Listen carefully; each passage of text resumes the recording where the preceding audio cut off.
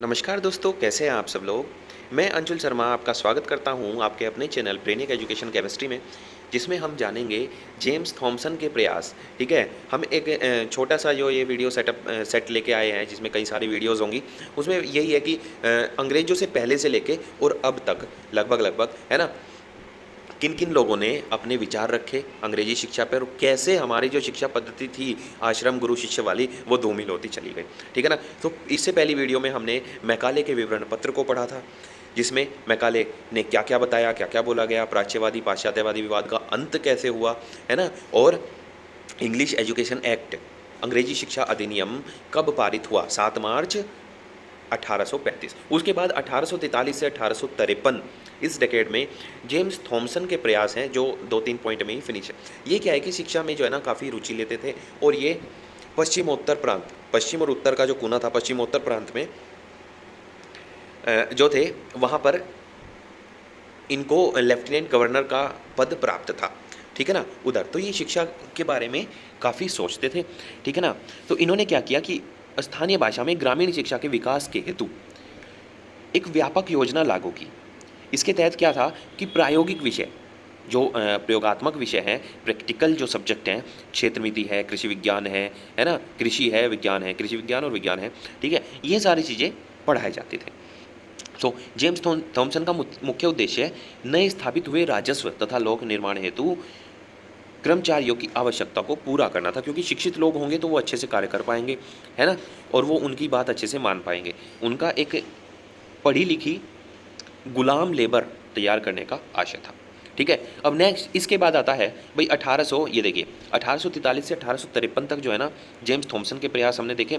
और इसके बाद आता है जो नाम से जाना जाता है, और बहुत बार आपने सुना भी होगा मेरे हिसाब से, लेकिन सबसे ज़्यादा तो मैकाले का पत्र सुना होगा।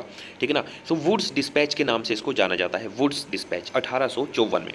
तो Charles Wood east India company के बोर्ड ऑफ कंट्रोल के अध्यक्ष थे। चार्ल्स वुड नाम था इनका, चार्ल्स वुड, और ये ईस्ट इंडिया कंपनी के बोर्ड ऑफ कंट्रोल के अध्यक्ष थे। तो भारत में शिक्षा के सुधार के लिए एक विस्तृत योजना इन्होंने तैयार की, जिसको वुड्स डिस्पैच के नाम से जाना गया। ठीक है ना। और उस वक्त जो जिनसे ये पास करवाई गई योजना, भाई इन्होंने तो योजना बना दी, अब किसी को पास करनी है जो कि उच्च पद पर आसीन हो, वो था गवर्नर जनरल डलहौजी, है ना, डलहौजी। इन्होंने ही तो देश का नाश मार दिया बिल्कुल हमारे। ठीक है ना। डलहौजी ने इसको लागू कर दिया। तो नेक्स्ट पॉइंट है जन सामान्य तक शिक्षा के प्रचार प्रसार की जिम्मेदारी भारत सरकार की होगी, ऐसा इसमें कहा गया। और इसके माध्यम से अधोगामी निस्पंदन के सिद्धांत का विरोध किया गया। ठीक है। अधोगामी निस्पंदन का सिद्धांत किसने दिया था? Lord Macaulay. ठीक है ना। तो इसमें क्या किया गया कि उसने इंग्लिश को ज़्यादा वो माना गया था, लेकिन यहाँ पे उसने बोला कि शुरू से ही इंग्लिश पढ़ाई जाए, लेकिन इसने ऐसा कुछ नहीं बोला। इसने बोला कि प्राथमिक जो शिक्षा है वो क्षेत्रीय भाषा में दी जाए, जहाँ पे जैसी भाषा बोली जाती है जिस क्षेत्र में, उसी भाषा में शिक्षा दी जाए। जो माध्यमिक शिक्षा है वो एंग्लो वर्नाकुलर, मतलब अर्ध अंग्रेजी, सेमी इंग्लिश में दी जाए, और जो उच्च शिक्षा है वो 100% इंग्लिश माध्यम में दी जाए। ठीक है ना। 1854 में वुड्स डिस्पैच में सबसे पहले महिला शिक्षा के लिए प्रयास किया गया। ये चीज़ याद रखना, महिला शिक्षा के लिए प्रयास किया गया। ठीक है ना। व्यावसायिक शिक्षा तथा शिक्षकों के प्रशिक्षण पर इसमें विशेष बल दिया गया कि शिक्षा जो है ना व्यावसायिक होनी चाहिए, है ना, वोकेशनल, और शिक्षकों का जो है ना ट्रेनिंग समय समय पर होती रहनी चाहिए, ताकि जो उनमें गुण हैं वो डेवलप होते रहें पढ़ाने के, और अच्छे से वो पढ़ाते रहें। नेक्स्ट पॉइंट है यह निर्धारित किया गया कि विद्यालय में दी जाने वाली शिक्षा धर्मनिरपेक्ष हो, है ना, सेक्युलर हो। ये इसमें वुड्स डिस्पैच में बोला गया। ठीक है। 1854 में आया था, ये मैं बार बार बोल रहा हूँ, सर याद रखना। निजी विद्यालयों को प्रोत्साहन देने हेतु अनुदान का भी प्रावधान किया गया, ताकि भाई किसी को परेशानी हो रही है, वह नहीं निकल पा रहा है, धन की आवश्यकता है कुछ नई चीज़ें लाने के लिए, कुछ नई इम्प्लीमेंट करने के लिए, है ना, तो उनको भी अनुदान का प्रावधान किया गया।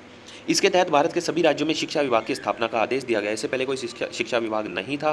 ठीक है ना। तो इसके बाद जो है ना राज्यों में शिक्षा विभाग बनाने का जो आदेश है वो दिया गया कि सब राज्यों में शिक्षा विभाग बनाए जाएं, और वो अपनी अपनी शिक्षा की जिम्मेदारी लें। इस अधिनियम के परिणाम स्वरूप देश के तीनों प्रेसिडेंसियों, बंगाल, मद्रास और बॉम्बे, है ना, नाम नेम चेंज हो गए अब तो। ठीक है ना। बंगाल तो बंगाल ही है, पहले मद्रास था, अब चेन्नई हो गया, और मुंबई हो गया, है ना। एक एक विश्वविद्यालय भी स्थापित किया है। तो 3 विश्वविद्यालय मद्रास में, बंगाल में और बॉम्बे में स्थापित किए गए। ठीक है ना। सो ये था आपका वुड्स डिस्पैच। नेक्स्ट वीडियो में हम जानेंगे हंटर आयोग। ठीक है ना।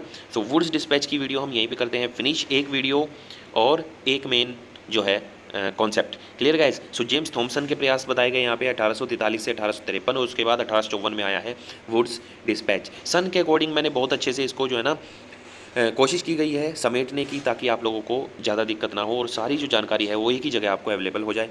Clear guys. सो पढ़ते रहें, मेन मेन पॉइंट्स को नोट करते रहें और आगे बढ़ते रहें। Clear guys. Till then all the best.